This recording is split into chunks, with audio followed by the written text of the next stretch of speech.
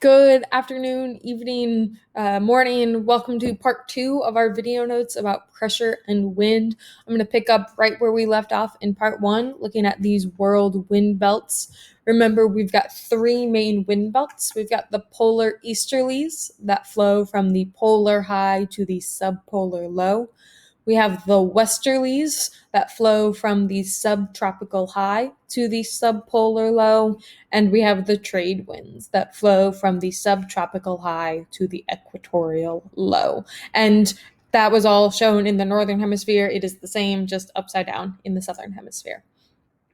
Those wind belts, however, are the ideal. The actual winds are not quite as simple as that. There are always variations that alter the winds, mostly because of differential heating. Remember, we've talked before about like albedo and cloud cover that affects the temperature of the surface and how that is different no matter where you are on Earth. If Earth was made entirely of oceans, the wind patterns would be a lot simpler because we wouldn't have to worry quite as much about this differential heating. But the continents get in the way and redirect these ideal wind belts. During the summer, the land heats up faster and more intensely than the water does and develops regional low pressure systems over the land. And during the winter, the oceans hold on to their heat better and you get regional lows over them and regional highs over the continents. Remember, when I talk about summer and winter, I am talking about the northern hemisphere because that's where we are. It is reversed in the southern hemisphere. So it's a little hidden by my bar, but this is looking at July, and here are some of those regional lows over the land because the land is warming faster than the ocean. Then jump ahead to January. You can see that it says January if you look on the slides. Jump ahead to January where it is winter in the northern hemisphere, and you end up with these regional highs over land because the ocean is holding its heat better. Another seasonal wind pattern to be familiar with is a monsoon. This is brought on by changes in high and low pressure that center over land. Probably the most famous monsoons or the most publicized are the ones that happen in India and Southeast Asia. Monsoons are a seasonal wind pattern. When you hear monsoon, you probably think of this crazy sudden flash flood thunderstorm that it brings heavy pounding rain and lasts for a couple weeks that just intensely floods land. That is an effect of the wind pattern. So monsoon is actually referring to the wind pattern in common terms. Monsoon does mean that sudden pounding rain, but that is an effect of this changes in high and low pressure. So during winter, the monsoon is coming from high pressure over land that is blowing wind out to ocean. Because it is a high pressure area, there is not a lot of moisture there, so there's not a lot of precipitation. So the winter monsoon doesn't really bring rain, it's just these heavy winds from the land out to the ocean. The summer monsoon is heavy winds from the ocean to the land, from the sea to the land. And so that high pressure system and that wind is now carrying all of this ocean moisture with it. So you do get that heavy pounding rains and intense flooding on the land because of this monsoon. There are fairly predictable east to west wind patterns in the tropics. The mid latitudes, like 30 to 60 degrees, are more complex, much more complex. In general, global weather patterns go from west to east between 30 and 60 degrees. That is the majority of the US. So in the US, we, for the most part, have weather travels from west to east. However, local winds are determined by cyclonic and anticyclonic systems. So where are there high pressure and where are there low pressure areas? As the clockwise and counterclockwise flow of air passes certain points, winds will be redirected based on the cyclones and anticyclones around it. And the upper air, remember last time I talked about the jet stream and how the air kind of high above the ground isn't as affected by friction and can move a lot faster. That upper air steers the movement of these high and low pressure systems. So local winds are the same as global winds, just on a smaller scale. They are produced the same way because of differences in air pressure. The differences in air pressure are still caused by unequal heating of the Earth's surface, so local winds are just small scale that are locally generated. There are a couple different kinds of winds or breezes that you should be familiar with. First, there is the sea and land breeze. We've talked before about how land and water hold different amounts of heat and are heated at different rates during the day. And this is talking about near large bodies of water. That can mean an ocean, it can mean a sea, it can mean a big lake, any kind of large body of water. So during the day, the land is heated more intensely. The land gets warm faster. So that means the air above the land is going to expand and rise, and you get a low pressure zone over the land. Remember, winds flow from high to low. So I've got a low pressure over the land. I've got cooler air above the sea. So I have a high pressure zone above the sea. And I end up with a nice cool sea breeze that is flowing from high pressure to low. At night, it's the reverse. Water retains heat better. So the land cools down at night. The water is still warm. So you get a local low pressure over the water.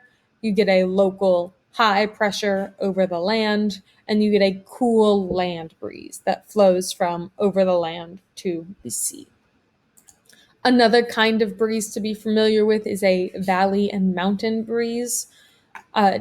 During the day, air within the valley heats up, becomes less dense, and rises up the slopes, and you get a valley breeze that is going up the slopes. At night, the reverse is true. The valley cools down and air sinks into the valley, creating a mountain breeze. It's called a mountain breeze, but these can be really fast and fairly dangerous winds. Most of the time, these mountain breezes at night are relatively or fairly dry. And so, if there is certain conditions, these mountain breezes can have a big impact on like forest and bushfires. Mountain breezes have a huge role in California forest fires. When we measure and name wind, wind is always named for the direction it comes from. If the wind is blowing north to south, it is called a north wind because it is coming from the north. And you use a wind vane like this one to measure the direction or find the direction of the wind. It will point in the direction the wind is going. So if this is pointing to the north, the tail is facing south, then I know the wind is going from south to north, and that gives me a southern wind or a south wind. Lots of times, instead of saying north, south, east, west, it could be northeast or north, northeast. So in order to avoid all that, we give it a number, a degree, where 0 degrees means north, 80 means east, 90 means east, 180 means south, and 270 means west. So then you can get more specific about what direction exactly it's coming from. To measure wind speed, we use a cup anemometer, which is this group of half circles down here. When the wind blows, the cups spin, and you can measure how fast the cups are spinning. If a wind tends to come more from one direction than any other, it is called a prevailing wind.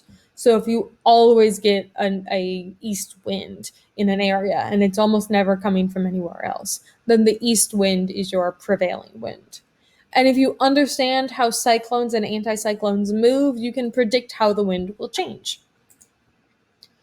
Next, we need to talk about global precipitation, which is influenced by a ton of different factors, but one of them is high and low pressure zones. So high pressure zones, remember you have sinking air, which means you're going to have more dry conditions. And the low pressure zones, you have rising air, which makes clouds, and you get ample precipitation.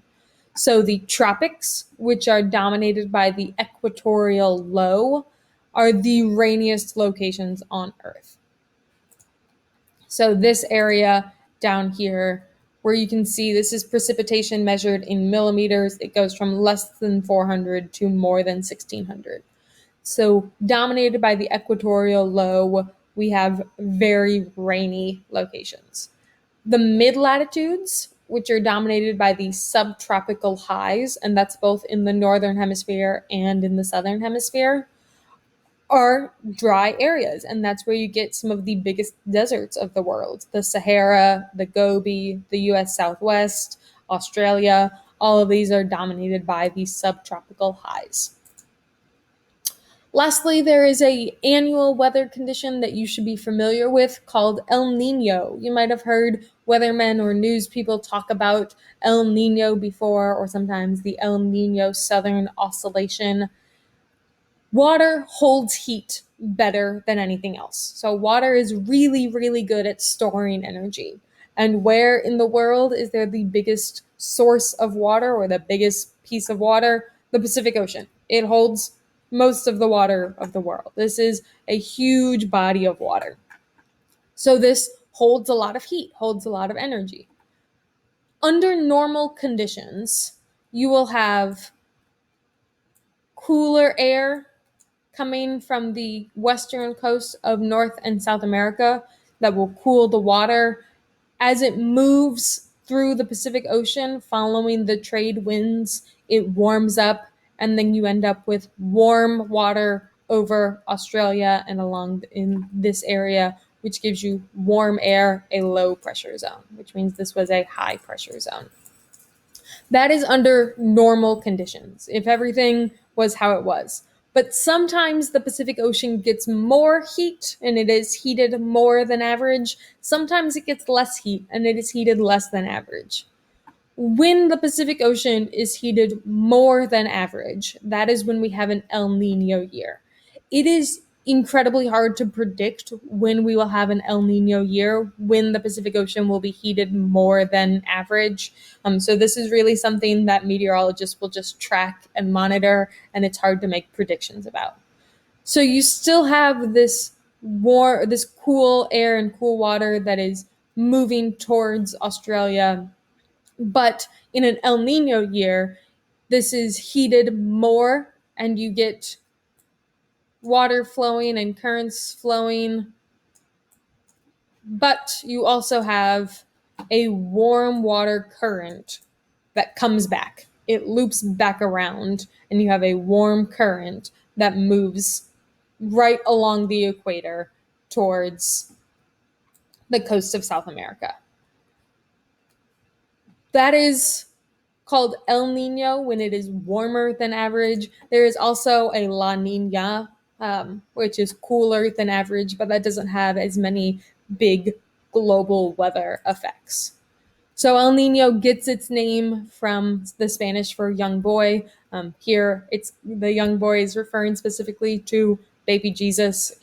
Got this name because the El Nino conditions lead to an increase in heavy storms in the summer, which is Christmas time in South and Central America.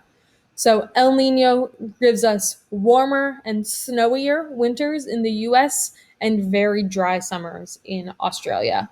It doesn't really affect North Texas very much. So during an El Nino year, there isn't going to be too much of a change here.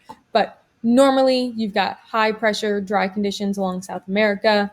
The trade winds blow, the water warms up in the warm Pacific Ocean, and you get wet, low pressure over Australia.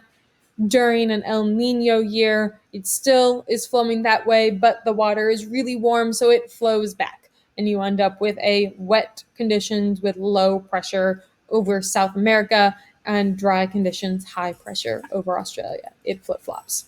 And that is what you need to know about air, pressure, and wind. This is the end of this set of notes, and we will pick up next week with air masses and getting more into weather. Bye.